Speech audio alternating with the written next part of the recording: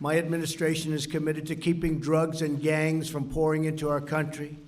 Already, border crossings are down more than 73%. Secretary Kelly is with us. He's done a fantastic job.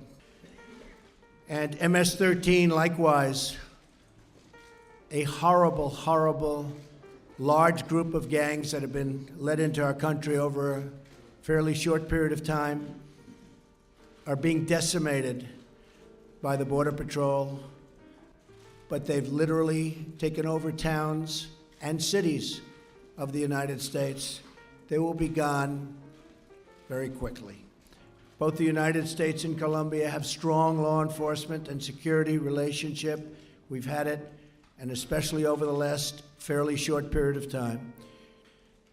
President Santos and I also discussed the deteriorating situation in Venezuela, and it is really in a very bad state, as you see, and as we all see through the media. We will be working with Colombia and other countries on the Venezuelan problem. It is a very, very horrible problem, and from a humanitarian standpoint, and many throughout the region. So many people are being so horribly affected by what's going on in terms of violence and in terms of drugs, and we're going to take care of the situation.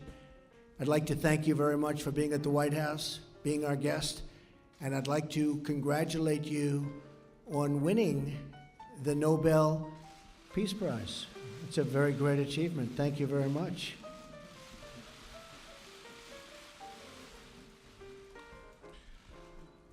Mr. President, I want to thank you personally.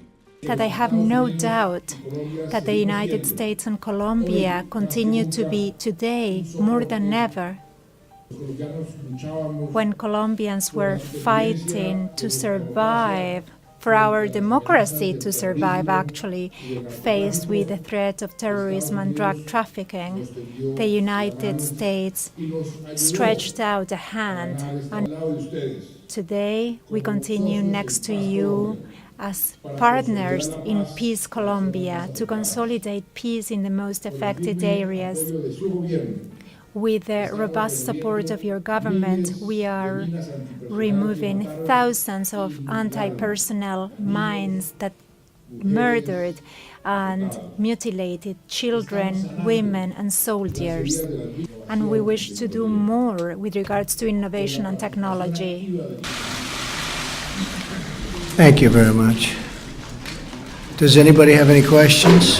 And there is no collusion between certainly myself and my campaign, but I can always speak for myself and the Russians, zero. I think it divides the country.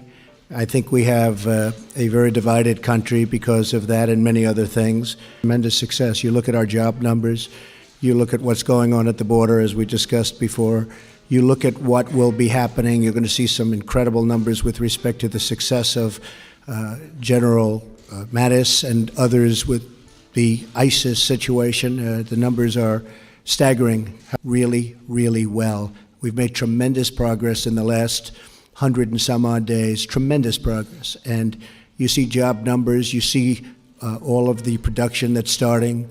But whether it's Russia or anybody else, my total priority, believe me, is the United States of America. So thank you very much.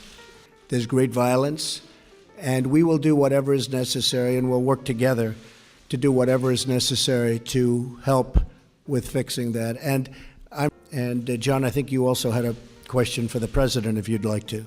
Do you agree with him? Would that wall be a step, a positive step, and a step towards reducing the flow of drugs across the world problem, and we have to all work together. We declared the war on drugs 40 years ago. The world declared the war on drugs, and it's a war that has not been won. Now, we are doing a very big effort because of the peace process to have a new strategy, carrot and stick.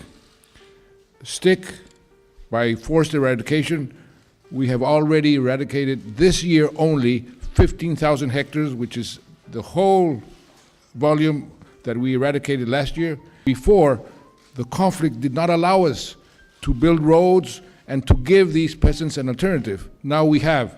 So we have to take advantage of this opportunity and continue reducing the production of coca. In the meantime, we will work together, the US and Colombia, with other countries, Central America, to fight the other links of the chain, the intermediaries. We have destroyed 22,000 laboratories in the Colombian jungles, seizing the cocaine in the transit. It's a long and very diplomatic answer to your question. I will say it a little bit shorter. Walls work, just ask Israel. They work, believe me, they work, and we have no choice. Peter Baker, we've done a fantastic job. We have a tremendous group of people, millions and millions of people out there that are looking at what you had just said and said, what are they doing? Not only the Republican side that was saying such terrible things about Director Comey. Then he had the very poor performance on Wednesday. That was a poor, poor performance. So poor, in fact, that I believe, and you'd have to ask him, because I don't like to speak for other people, but I believe that's why the Deputy Attorney General went out and wrote his very, very strong letter. We're going to have a director who's going to be outstanding. I'll be announcing that director very soon, and I look forward to doing it. I think the people in the FBI will be very, very, very, very thrilled. And just gone. There's nothing to compare anything to because we don't have health care in this country. You just look at what's happening. Aetna just pulled out. Other insurance companies are pulling out. We don't have health care. Obamacare is a fallacy. It's gone. We need health care. We need to cut taxes. We're going to cut taxes. If I get what I want, it'll be the biggest tax cut in the history of our nation.